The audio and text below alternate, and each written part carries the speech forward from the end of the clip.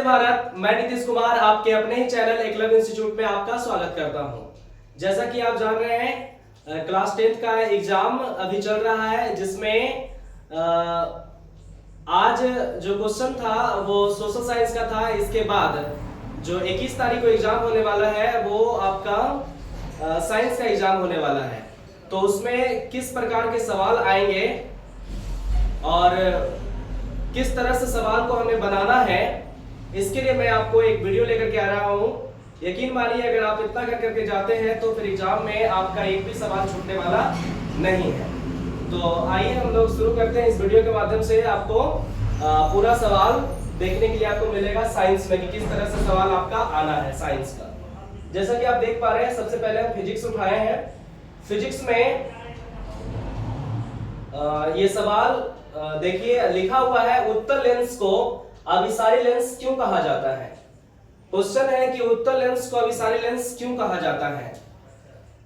जब उत्तल लेंस के मुख्य अक्ष के समानांतर किरणें जब आपतित होती है तो अपवर्तन के बाद मुख्य अक्ष के एक बिंदु पर आकर के मिल जाने की घटना या इसके कारण हम कह सकते हैं कि ये उत्तल लेंस को अभिसारी लेंस। इसको बकायदा आप चित्र के माध्यम से भी समझ सकते हैं कि उत्तल लेंस को अभिसारी लेंस क्यों कहेंगे हम।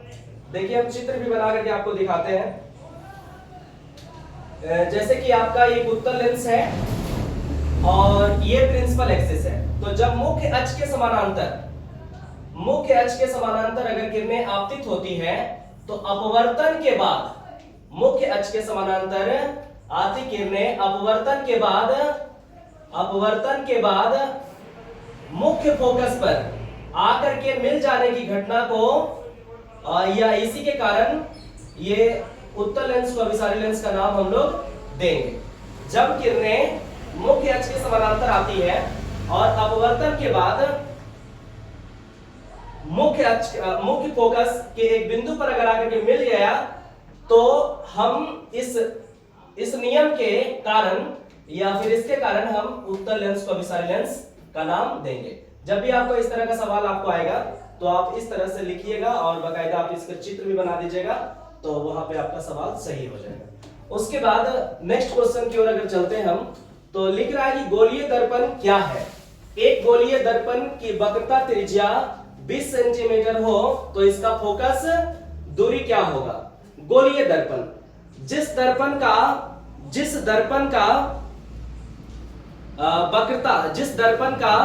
परावर्तक सतह गोलीय हो तो उसे हम लोग गोलीय दर्पण का नाम देंगे। और इसमें दिया क्या गया है, वक्रता त्रिज्या 20 सेंटीमीटर है। जैसे कि वक्रता त्रिज्या आप जानते होंगे, वक्रता त्रिज्या यानी रेडियस यहां पर दिया हुआ है 20 सेंटीमीटर। तो हमसे पूछ रहा है कि इसका फोकस क्या होगा। तो फोकस तो कैसे निकालते हैं हम लोग, फोकस एक बराबर होता है r/2 होता है। तो यहां पर हम 20 रख देंगे और इसे काट देंगे तो एक बराबर कितना हो जाएगा हमारे पास, 10 सेंटीमीटर हो जाएगा। तो परिभाषा भी लिख देना है और इसे आपको बना भी देना है। परिभाषा लिखना है आपको क्या चीज, जिस दर्पण का परावर्तक सतह गोलीय हो तो उसे हम लोग गोलीय दर्पण का नाम देंगे। अगले सवाल की ओर चलते हैं हम लोग। अगला सवाल है हमारा, उत्तल लेंस के 2f पर स्थित वस्तु के प्रतिबिंब बनने की क्रिया को किरण आरेख द्वारा खींचिए। मतलब 2f का मतलब हुआ कि उत्तल लेंस में वक्रता केंद्र पर बिंब को रखने पर उसका प्रतिबिंब कहां बनेगा, ये आपको बताने की बात कर रहा है यहाँ पे। तो जैसे एक उत्तल लेंस है और इस उत्तल लेंस में एक आपका प्रधान अक्ष होता है और आप जानते हैं इसको ऑप्टिकल सेंटर कहते हैं यानी O, और इसके बाद यहाँ पर आपका F1 और ये आपका हो जाएगा F2 और इससे दुगना दूरी यानी 2f1 की बात कर रहा है, यानी ये इसकी वक्रता केंद्र है। तो यहाँ पर किसी ऑब्जेक्ट को ये कह रहा है रखने के बाद कि कहां उसका प्रतिबिंब बनेगा। तो पहला, मुख्य अक्ष के समानांतर अगर किरणें आती है तो अपवर्तन के बाद आप जानते हैं फोकस से चली जाती है। उसके बाद ये ऑब्जेक्ट है और ऑब्जेक्ट से दूसरा किरणें यानी ये प्रकाशिक केंद्र से जाता है तो बिना विचलन का ये इधर की ओर चला जाता है। बिना विचलन किए हुए ये इधर की ओर आपको चला जाएगा। और जहां पर दो किरणें कट जाती है वहां पर बन जाता है प्रतिबिंब। तो इसे किरण आरेख द्वारा सिर्फ दर्शाने के लिए कह रहा था। इस बिंब का नाम हम लोग रख देंगे ए और बी। और देखिए यहां पर ये हो जाएगा ए डैश और ये बी डैश। आप जब कभी भी इस तरह का चित्र आप बना रहे हैं, ये लेंस हो या दर्पण हो, यानी प्रकाश, जब भी आप इसमें चित्र बना रहे हैं तो आप तीर बकायदा आप अच्छे से दिया कीजिएगा। तीर देने के बाद ना आपका ये क्वेश्चन सही तरीके से बन पाता है। कितना बच्चे क्या करते हैं इसमें कि तीर ही छोड़ देते हैं, सब कुछ बना दिए उसके बाद तीर ही छोड़ दिए। तो सिर्फ कह रहा था किरण आरेख द्वारा दर्शाने के लिए। और इसमें देखिए उल्टा प्रतिबिंब बन रहा है, वास्तविक बन रहा है, और जब वास्तविक होगा तो उसे पर्दे पर आप उतार सकते हैं। ठीक है, तो ये सब अगर लिखा होगा तो यहाँ पर लिख दीजिएगा। नहीं तो किरण आरेख द्वारा ही सिर्फ दर्शाने के लिए कह रहा है तो ये ताई तक हम लोग छोड़ देंगे। नेक्स्ट अगले सवाल की ओर हम चलते हैं। लिखा हुआ प्रकाश के परावर्तन के नियमों को लिखें और इसके लिए किरण आरेख से दर्शाइए। तो प्रकाश का अपवर्तन का नियम पूछ रहा है। तो हम सब जानते हैं प्रकाश के अपवर्तन के दो नियम होते हैं। पहला, आपतित किरण कौमा अपवर्तित किरण तथा आपतन बिंदु पर डाला गया विलंब तीनों एक ही तल में होता है। दूसरा नियम कहता है कि किसी विशेष रंग के किरणों का आपतन कोण की जया परावर्तन कोण के जया के समानुपाती होता है, या समानुपाती कह सकते हैं आप। और इसे किरण आरेख द्वारा क्या कर रहा है, आपको दर्शाने के लिए कर रहा है। तो किरण आरेख द्वारा आप किस प्रकार से इसको दर्शा सकते हैं, तो जैसे कि किरण आरेख द्वारा आप किस प्रकार से इसको दर्शा सकते हैं। एक सेकेंड, ये सॉरी परावर्तन पूछ रहा था ना, हम आपको अपवर्तन का ये नियम बता दिए। सॉरी, परावर्तन का नियम आपका ये होता है कि जब प्रकाश की किरणें जब प्रकाश की किरणें किसी दर्पण पर आपतित होती है, या दोनों नियम क्या बोलेंगे हम वहां पे, दोनों नियम। पहला नियम आप सुनिएगा, आपतन कोण और परावर्तन कोण आपस में बराबर होते हैं। दूसरा होगा कि आपतित किरण कौमा अपवर्तित परावर्तित किरण तथा आपतन बिंदु पर डाला गया विलंब तीनों एक ही तल में होता है। इसे किरण आरेख द्वारा दर्शाना है। तो आप इस तरह से एक चिकनी या चमकीली सतह ले लेंगे और इस पर किरणें को आपतित करवाएंगे। ये आने वाली किरणें हैं और ये जाने वाली किरणें, और बीच में क्या है, एक अभिलंब है। यहाँ पर ये कोण I है और कोण R है। इसे M1 और M2 आप कह दीजिएगा, ये दर्पण है, दर्पण का नाम दे देंगे। और ये हो जाएगा आपका आपतित किरण, आपतित किरण। और ये हो जाएगा आपका परावर्तित किरण, परावर्तित किरण। और इधर आपका हो जाएगा अभिलंब, ये हो जाएगा अभिलंब। इससे पहले वाला हम आपको अपवर्तन का नियम बता दिए, तो अपवर्तन का नियम भी अगर पूछेगा तो आप बता दीजिएगा। हम यहाँ पर थोड़ा सा ध्यान नहीं दे पाए। परावर्तन का नियम ये होता है, और इससे पहले वाला जो आपको बताया वो अपवर्तन का नियम होता है। चलते हैं अगले सवाल की ओर। अगला सवाल हमारा क्या है, कह रहा है कि गोलीय दर्पण द्वारा परावर्तन के लिए नई कार्तीय चिन्ह परिपाटी को दर्शाना है। गोलीय दर्पण में यानी चिन्ह परिपाटी को यहाँ पर दर्शाने के लिए कह रहा है कि चिन्ह परिपाटी किस प्रकार से आप दर्शा सकते हैं। तो कुछ नहीं करना है, जैसे आप एक्स एक्सिस और वाई एक्सिस जैसे आप ग्राफ खींचते हैं, सेम वैसा ही आपको काम करना है। एक्स एक्सिस और वाई एक्सिस, ऊपर आपका वाई और नीचे आपका वाई डैश होगा, यहाँ पर केंद्र बिंदु होगा। उसके बाद इधर से आपको एक दर्पण बना देना है इस तरीके से। और आप जानते हैं कि बाईं तरफ, क्योंकि पोल से सारी दूरियां कहां से मापी जाती है, तो दर्पण के ध्रुव से मापी जाती है। तो दर्पण के बाईं ओर मापी गई दूरियां हमेशा ऋणात्मक होती है, ऋणात्मक होती है। और दर्पण के राइट साइड में मापी गई दूरियां हमेशा धनात्मक होती है, धनात्मक। कैसा होता है, धनात्मक होता है। और इसके ऊपर मापी गई दूरियां भी धनात्मक, किंतु इसके नीचे मापी गई दूरियां हमेशा ऋणात्मक होती है, ऋणात्मक। और इधर साइड जितना आप दूरी मापेंगे सब क्या होगा, आपका धनात्मक होगा।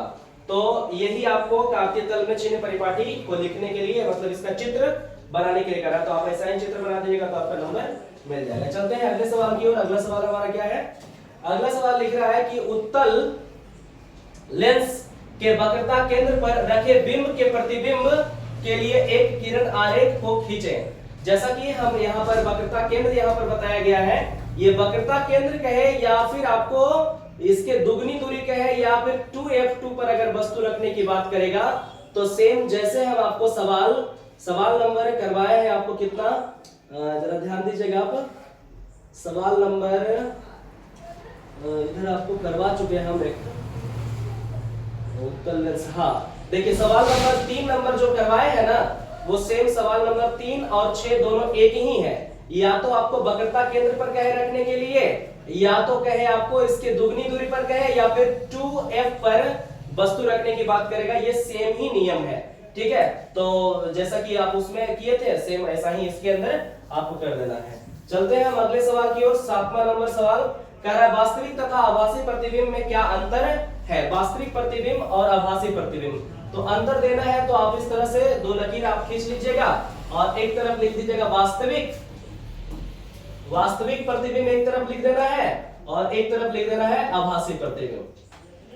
आभासी प्रतिबिंब, एक तरफ वास्तविक प्रतिबिंब और एक तरफ आभासी प्रतिबिंब। वास्तविक प्रतिबिंब में जनरली क्या होता है, इसमें वास्तव में किरणें कटती है, वास्तव में किरणें कटती है, और इसमें आभास में किरणें कटती है। इसमें आभास में किरणें कटती है।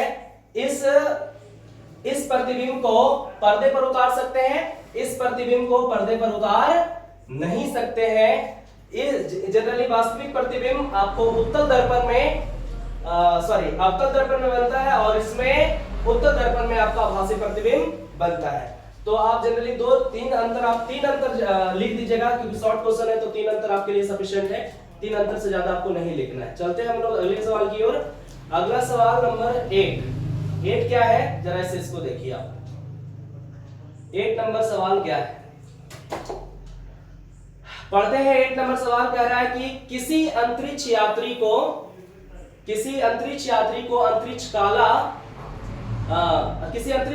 आकाश नीले की अपेक्षा काला क्यों प्रतीत होता है। हम सभी जानते हैं कि अंतरिक्ष यानी स्पेस के अंदर प्रकाश के प्रकीर्णन की घटना नहीं घटित होती है, और जब तक प्रकाश के प्रकीर्णन की घटना नहीं घटित होगा, और जैसे आप समझिए कि प्रकाश के प्रकीर्णन क्या है, तो जब धूल कण के सहारे प्रकाश जब फैल जाता है तब हम उसे प्रकाश का प्रकीर्णन कहते हैं, और जहां वायुमंडल होगा वहां धूल कण होगा, तो धूल कण के सहारे प्रकाश का फैल जाना प्रकीर्णन की घटना है। किंतु अंतरिक्ष में धूल कण नहीं है, तो वहां पर प्रकाश की किरणें कैसे फैलेगी, और जब नहीं फैल सकता है तो वहां पर अंतरिक्ष को जनरली क्या दिखाई देगा, अंतरिक्ष काला दिखाई देगा, क्योंकि प्रकीर्णन की घटना तो हो ही नहीं रहा। और जब प्रकीर्णन की घटना नहीं होगा तो अंतरिक्ष कैसा दिखाई देगा आपको, अंतरिक्ष काला दिखाई देगा। और हम लोग को अंतरिक्ष कैसा दिखाई, जैसे हम लोग आकाश को देखते हैं तो कैसा दिखाई देता है, नीला दिखाई देता है। नीला दिखाई देने का रीजन है प्रकाश के प्रकीर्णन की घटना, और अंतरिक्ष का काला दिखाई देने का कारण है कि अंतरिक्ष में प्रकाश की प्रकीर्णन की घटना नहीं घटित होती है। तो कुल मिलाकर के इसका आंसर आप लिखिएगा, अंतरिक्ष यात्री को अंतरिक्ष काला इसलिए दिखाई देता है क्योंकि वहां प्रकाश के प्रकीर्णन की घटना घटित नहीं होती है। इस वजह से इस वजह से अंतरिक्ष यात्री को अंतरिक्ष कैसा दिखाई देता है, काला। अब हम लोग अगले सवाल की ओर चलते हैं। तारे क्यों टिमटिमाते हैं। तारे का टिमटिमाने का खास रीजन है प्रकाश के अपवर्तन की घटना।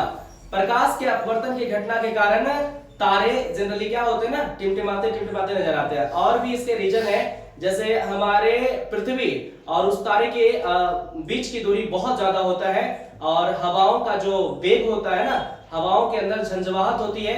इस वजह से हमें एक तो डिस्टेंस हो गया, दूसरा हवाओं में झंझवाहट होता है, और अपवर्तन की घटना घटित होने के कारण तारे हमें अक्सर क्या दिखाई देते हैं, टिमटिमाते हुए दिखाई देते हैं। चलते हैं हम लोग अगले सवाल की ओर। अगला सवाल हमारा क्या है बाबू, अगला सवाल है कि दीर्घ दृष्टि दोष क्या है और इस दृष्टि दोष को दूर कैसे संशोधित किया जाता है। ये बहुत इंपॉर्टेंट सवाल है आपके एग्जाम के पॉइंट ऑफ व्यू से, ये बहुत इंपॉर्टेंट सवाल है, जरा ध्यान दीजिएगा। दीर्घ दृष्टि दोष क्या है।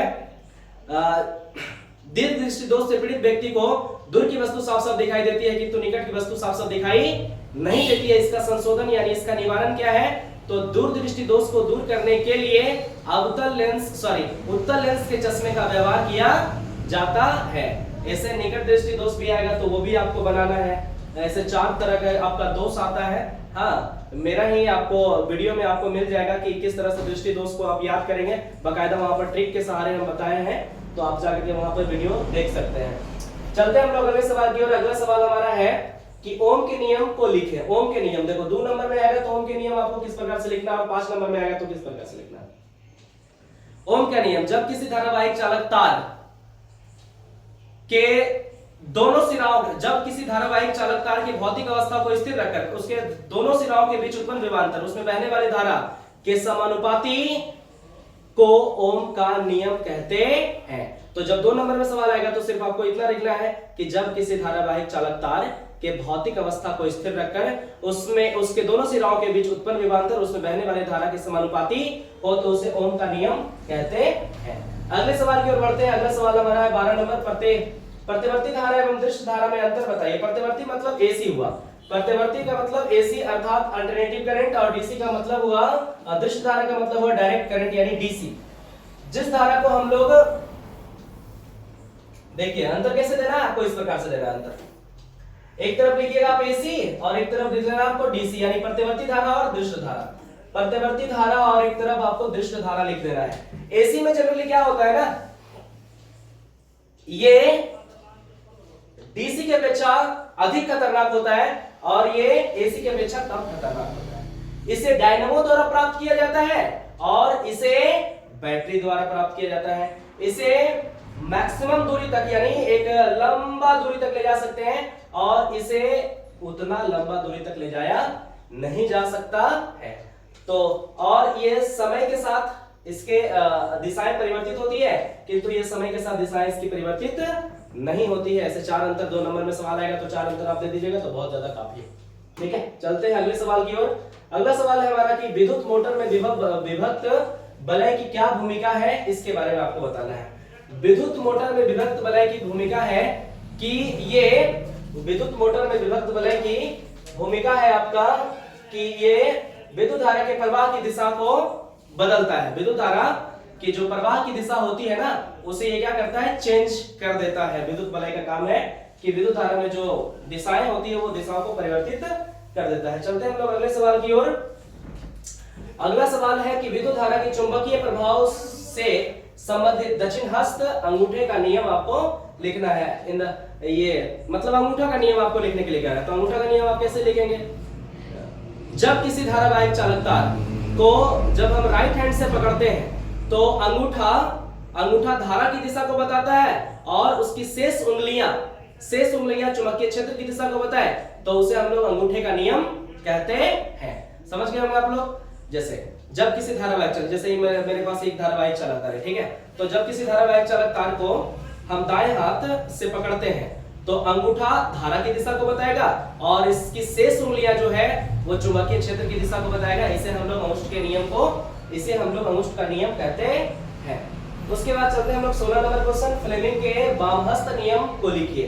फ्लेमिंग के बाएं हाथ के नियम को लिखने के लिए कह रहा है। तो फ्लेमिंग के बाएं हाथ के नियम क्या है? फ्लेमिंग का बाएं हाथ के नियम, जब हम अपने बाएं हाथ की 3 उंगलियों को इस प्रकार फैलाएं कि परस्पर एक दूसरे के साथ क्या हो, लंबवत हो। परस्पर एक दूसरे के साथ क्या हो, लंबवत हो।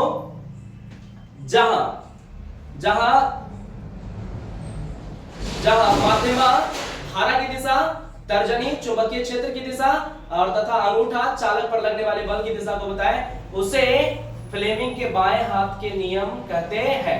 और फ्लेमिंग के बाएं हाथ के नियम के आधार पर ही मोटर काम करते हैं और फ्लेमिंग के दाएं हाथ के नियम के आधार पर ये डायनेमो आपका काम करता है। ठीक है, तो 1 नंबर में भी सवाल एक बार आ जाता है कि फ्लेमिंग के बाएं हाथ के नियम पर मोटर किस आधार पर कार्य करता है। फ्लेमिंग के बाएं हाथ के नियम, फ्लेमिंग के दाएं हाथ के नियम, दोनों इनमें से कोई नहीं। तो आपको बताना क्या है, फ्लेमिंग के बाएं हाथ के नियम। ठीक है, अगले सवाल की ओर हम मूव करते हैं। अगला सवाल है हमारा 17 नंबर, कह रहा है कि चुंबकीय क्षेत्र रेखाओं के गुणों को लिखिए। गुण को लिखने के लिए कह रहा है, चुंबकीय क्षेत्र रेखाओं के गुण को लिखना है। तो जनरली चुंबक, जैसे ये क्षण चुंबक है NS, क्षण चुंबक है और इसमें इसका गुण लिखने के लिए कह रहा है। तो गुण में क्या लिखेगा? ये जनरली क्या करता है ना, इसकी जो चुंबकीय बल रेखाएं हैं वो हमेशा नॉर्थ से साउथ की ओर जाता है, हमेशा नॉर्थ से साउथ की ओर जाता है, हमेशा नॉर्थ से साउथ की ओर जाता है, नॉर्थ से साउथ की ओर, नॉर्थ से साउथ की ओर, नॉर्थ से साउथ की ओर जाता है, यानी उत्तर से दक्षिण की ओर जाता है। पहला नियम।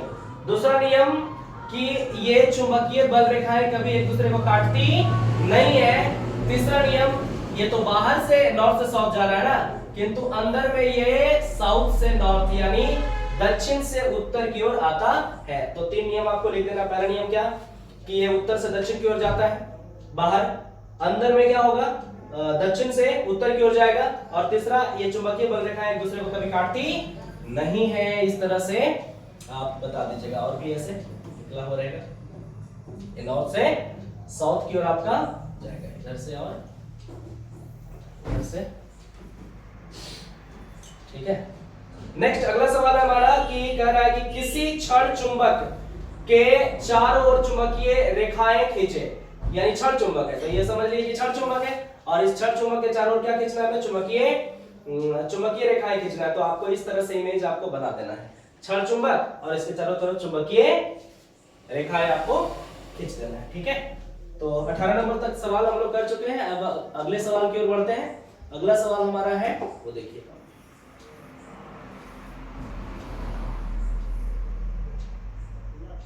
अगला सवाल की ओर पढ़िए। अगला सवाल क्या है, लिखा हुआ है कि विद्युत चुंबकीय प्रेरण किसे कहते हैं, कुंडली में उत्पन्न प्रेरित चुंबकीय विद्युत धारा अधिकतम कब होती है। ठीक है, विद्युत चुंबकीय प्रेरण किसे कहते हैं, तो विद्युत चुंबकीय प्रेरण किसे कहते हैं, आइए इसको समझते हैं कि विद्युत चुंबकीय प्रेरण किसे कहते हैं। जब किसी डायनेमो के अंदर चुंबक को घुमाया जाता है तो उससे उत्पन्न धारा को विद्युत चुंबकीय प्रेरण कहते हैं। और इसकी धारा कब ज्यादा होगा, जब आप आर्मेचर में या कुंडली में जब तारों के फेरों की संख्या को अगर बढ़ाते हैं, आप तारों के फेरों की संख्या अगर बढ़ाइएगा तो उसके विद्युत धारा का मान क्या होगा, बढ़ेगा। और जैसे ही तारों के फेरों की संख्या घटा लेंगे तो आपका क्या होगा, विद्युत धारा का मान कमता चला जाएगा। तो बढ़ाने पर बढ़ जाएगा और घटाने पर क्या होगा, आपका घट जाएगा। सिंपल है, कोई दिक्कत नहीं यहाँ पर। उसके बाद हम लोग समझते हैं कि नाभिकीय ऊर्जा किसे कहते हैं, और 2 ऊर्जा स्रोत का आपको नाम लिखना है। तो नाभिकीय ऊर्जा क्या है, तो नाभिक से प्राप्त ऊर्जा को हम लोग नाभिकीय ऊर्जा कहेंगे। और जैसे आपका हाइड्रोजन, सूर्य से हमें क्या मिलता है, नाभिकीय ऊर्जा मिलता है। उसके बाद परमाणु बम से क्या मिलता है हमें, तो नाभिकीय ऊर्जा मिलता है। तो 2 को आपको लिख देना है। उसके बाद हम लोग चलते हैं अगले सवाल की ओर। लिखा हुआ है हम ऊर्जा के वैकल्पिक स्रोतों की ओर क्यों ध्यान दे रहे हैं। तो ऊर्जा के वैकल्पिक स्रोतों का मतलब हुआ नवीकरणीय ऊर्जा स्रोत। इसलिए हम ऊर्जा के वैकल्पिक स्रोतों की ओर ध्यान दे रहे हैं क्योंकि अनवीकरणीय ऊर्जा स्रोत जो है, एक तो उसका भंडारण सीमित है और दूसरा उसका यूज करने के बाद उसका पॉल्यूशन ज्यादा होता है, उससे पॉल्यूशन ज्यादा होता है। इसलिए हम अनवीकरणीय या वैकल्पिक ऊर्जा स्रोतों की ओर, क्योंकि वैकल्पिक ऊर्जा स्रोतों का भंडारण क्या है, असीमित है, उससे जितना भी यूज कीजिए कोई दिक्कत नहीं है और उससे पॉल्यूशन नहीं के बराबर होता है। इसीलिए हमें वैकल्पिक ऊर्जा स्रोतों की तरफ ध्यान देना चाहिए। अगले सवाल की ओर चलते हैं। अगला सवाल हमारा है कि जीवाश्म ईंधन किसे कहते हैं और जीवाश्म ईंधन की क्या क्या हानियां हैं। जीवाश्म ईंधन, जीवों के अंश द्वारा प्राप्त ईंधन को जीवाश्म ईंधन का नाम देंगे। और जीवाश्म ईंधन की हानियां ये है कि ये हमारे वायुमंडल को लगातार प्रदूषित कर रहा है, लगातार प्रदूषित करने में लग रहा है ये जीवाश्म ईंधन। या जीवों द्वारा प्राप्त ईंधन को क्या बोलेंगे हम लोग, जीवाश्म ईंधन कहेंगे। और कोयला जीवाश्म ईंधन है, पेट्रोलियम जीवाश्म ईंधन है, केरोसिन जीवाश्म ईंधन है, डीजल जीवाश्म ईंधन है। तो ये सारे जीवाश्म ईंधन हमारे वायुमंडल को क्या कर रहे हैं, प्रदूषित कर रहे हैं। नेक्स्ट सवाल की ओर चलते हैं। अगला हमारा सवाल है दीर्घोत्तरीय प्रश्न की ओर है। दीर्घोत्तरीय प्रश्न, दीर्घोत्तरीय प्रश्न में कह रहा है कि निम्न कारण को बताइए, निम्न कारण को बताइए। कह रहा है कि अवतल दर्पण का उपयोग हजामती दर्पण के रूप में क्यों किया जाता है। मतलब अवतल दर्पण का उपयोग दाढ़ी बनाने में क्यों करते हैं।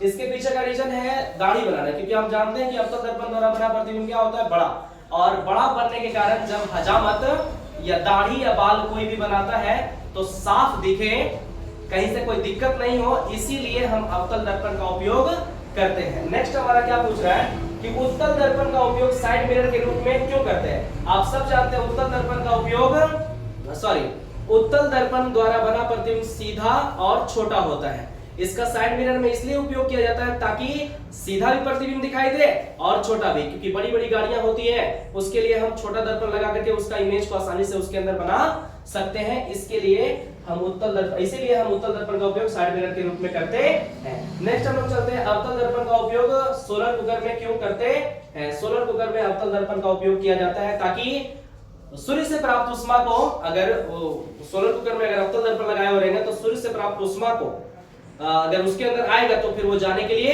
देगा नहीं, और जितना वो ऊष्मा प्राप्त करता है वो चारों तरफ उसको ऊष्मा को फैला देता है, और चारों तरफ ऊष्मा फैलाने के बाद आसानी से उसके अंदर रखे भोज्य पदार्थ को बनाया और पकाया जा सकता है।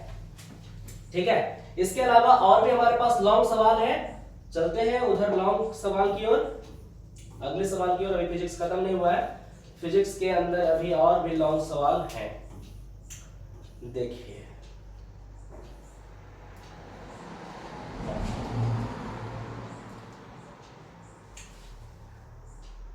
5 नंबर में सवाल में ओम के नियम क्या है, इसे कैसे सत्यापित किया जाता है। सत्यापन करने के लिए आपको बोलेगा, तो पहले नंबर तो आपको ओम का नियम जो है वो आप लिख लीजिएगा जिस प्रकार से ओम का नियम है। तो ओम का नियम क्या बताया अभी जस्ट अभी बताया, जब किसी धारावाहिक चालक तार के भौतिक अवस्था को अगर स्थिर रख दिया जाए और इसके दोनों सिराओं के बीच उत्पन्न विभवांतर इसमें बहने वाली धारा के समानुपाती होता है, अर्थात हम कह सकते हैं भी ये बहने वाली धारा के समानुपाती होता है। तो आप भी समानुपाती क्या कर सकते हैं, एक सेकंड, यहां पर लिख सकते हैं आप भी समानुपाती आई। समानुपाती चिन्ह को हटा दें तो क्या लगता है, यहाँ पर कांस्टेंट आता है, तो भी बराबर आई आर, तो ये लिख दीजिएगा। उसके बाद फिर इसको प्रयोगशाला में वोल्टेज फिर आई फिर आर, इससे मान लेकर करके आपको क्या करना है ना, एक बकायदा आपको ग्राफ खींचना है, तब जाकर के ये सत्यापन हो जाएगा। चलते हैं अगले सवाल की ओर। अगला सवाल हमारा क्या है, डायनेमो विद्युत जनित्र क्या है, इसके सिद्धांत एवं बनावट एवं क्रिया विधि। इस तरह के सवाल आपको कर करके जाना है, जिससे 5 नंबर में आपको सवाल आएगा। ठीक है, और धारावाहिक चालक तार के चारों तरफ चुंबकीय क्षेत्र उत्पन्न होता है, इससे दिखाने के लिए ऑरेस्टेड का प्रयोग का वर्णन करना है। ऑरेस्टेड 1820 ईस्वी में ऑरेस्टेड एक विभिन्न प्रयोगों द्वारा यह सिद्ध करके बताए कि जब हम धारा को बहाते हैं तो उसके चारों तरफ चुंबकीय क्षेत्र उत्पन्न होता है, और जैसे ही हम धारा को बहाना बंद कर देते हैं तो उसके चारों तरफ चुंबकीय क्षेत्र उत्पन्न होना बंद हो जाता है।